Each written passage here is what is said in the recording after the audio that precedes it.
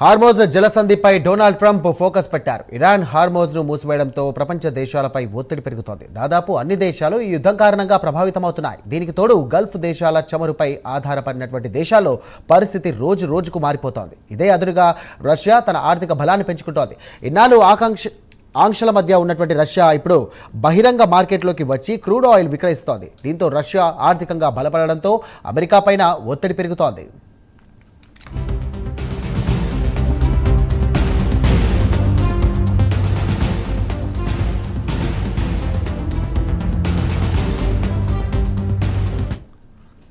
Hormuz వద్ద వందల సంఖ్యలో నౌకలు ఆగిపోయాయి. ముందుకు కదిలితే ఇరాన్ దాడి చేస్తోంది. దీంతో అన్ని అక్కడే నుండి కదలలేని పరిస్థితి ఏర్పడింది.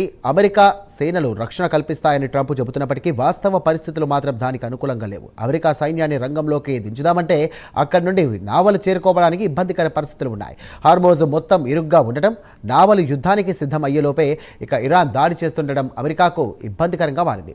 దాంతో సబ్ మెరైన్లను రంగంలోకి దించేందుకు ట్రంప్ ప్లాన్ చేస్తున్నట్టుగా తెలుస్తోంది.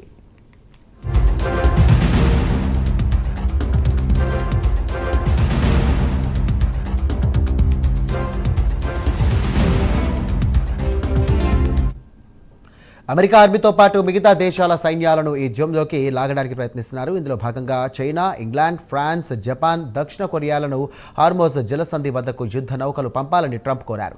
ఇరాన్ సైనిక సామర్థ్యాన్ని 100% నిర్వీర్యం చేశామని ప్రకటించారు. అయితే ఇరాన్కు మంచి పట్టున్న ఏరియా కావడంతో దాడి చేసే ప్రమాదం ఉందని చెబుతున్నారు.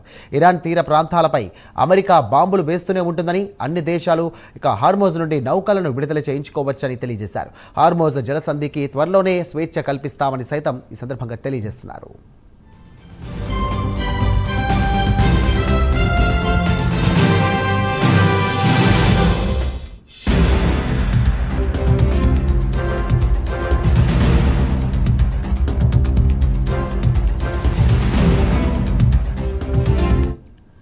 ట్రంప్ ఇంత చెబుతున్నా ప్రపంచ దేశాలు మాత్రం స్పందించడం లేదు. అయితే అమెరికాను కాకుండా ఇరాన్ ప్రభుత్వంతోనే అన్ని దేశాలు చర్చలు జరుపుతున్నాయి. శత్రు దేశాల ఓడల మినహా అన్ని దేశాల నావలకు అనుమతిస్తామని ప్రకటించింది. దాంతో అమెరికా మరోసారి రెచ్చిపోయి దాడులు చేయడంతో హార్మోజ్ను ఇరాన్ మరోసారి పూర్తిగా మూసివేసింది.